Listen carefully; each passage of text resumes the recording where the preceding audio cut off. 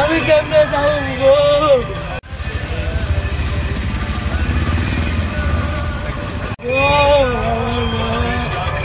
বাবা কই দূর আসবে একটা বাবা আমার মায়েরা স্কুলে গেছে শুক্রবার দিন। আমার মায়ের রোজে প্রোগ্রাম করতেছে। আমার মায়ের মায়া করতেছে, ম্যাম আমার শরীরটা ভালো লাগতেছে না, আমার শরীরটা ভালো লাগতেছে না। ম্যামে রোজে দাঁড়া দেখলে কিচ্ছু না, শীতের দিন শীত যে কোন যাইলো আমি বুঝলাম না। ম্যাডাম আমি দিয়েছি বাবা ম্যাডামের মাথা ম্যাডাম কি আসলো ম্যাডামের মাথা তো না দিয়া আজকে যদি ম্যাডামে আমার ম্যাডাম একটু সাহায্য নিয়ে বলতো আজকে আমার বাবা আমি বুকটা খালিও না, আমার বুকটা খালি জায়গা। Khudiram Bose English medium school.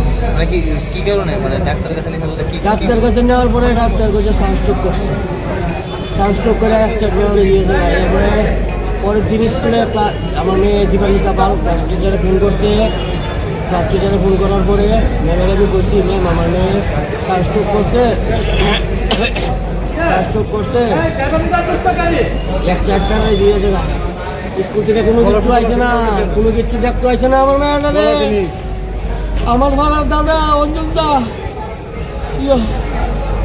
DM phone করছে, ডিএম স্যারের ফোন করে বলে ওরা সবাইকে যে তাহলে কি আমার মায়ের তোমার তোর মায়ের আমার মায়ের তোমার আমার মায়ের তখন দেখতে গেছে, তোর আর গেছে না, মায়ের সান্ত্বনা দিচ্ছে না আমার স্কুল থেকে। আমি আর কি দেখো আমার মায়ের আসে স্কুলের গাফিলতির কারণে গাফিলতি পুরা গাফিলতি।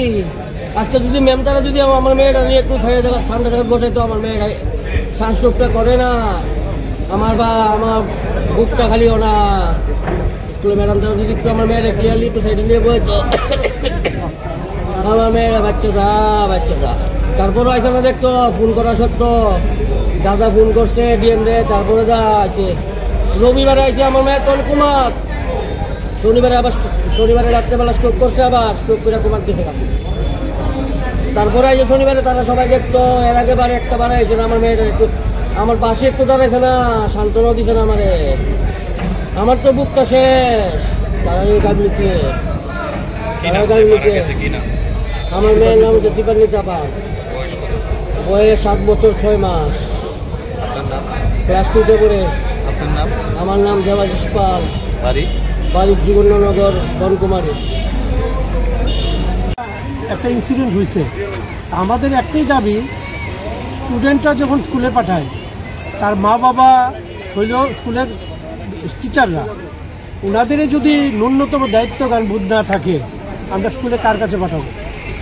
7 দিন পরে স্কুল থেকে গেল প্রিন্সিপালরা খবর নিতে জীবিতে, অলরেডি 2 বার স্ট্রোক হয়ে গেছে। এসডিএমকে ফোন করার পরে এসডিএম যখন ফোন করেছে ওনারা গেছেন। আমার কথা হলো 7 দিন ধরে একটা বাচ্চা আইসিইউতে স্ট্রোক হয়ে মৃত্যুর সঙ্গে প্রাঞ্জল হচ্ছেন, ওনাদের কোনো ইয়ে নাই, হেলদুল নেই।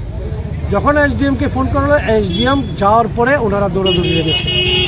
আমার সবচেয়ে দুঃখ আমরা তো বাচ্চাটাকে হারালাম, বাচ্চাটা তো আর নেই, আর কী অভিযোগ করবো, কার বিরুদ্ধে করব। তো প্রশাসন দেখেছি খুব হেল্প করেছে, প্রশাসনের যে এসডিএম সাহেব এবং ডিএম সাহেব খুব হেল্প করেছে এবং তাদের পাশে আছে, কথা দিয়ে গেছে। আমরা কার গাফিলতিতে এই ঘটনাটা ঘটে? অবশ্যই অ্যাবসলিউটলি টিচারের গাফিলতি আমি বলবো।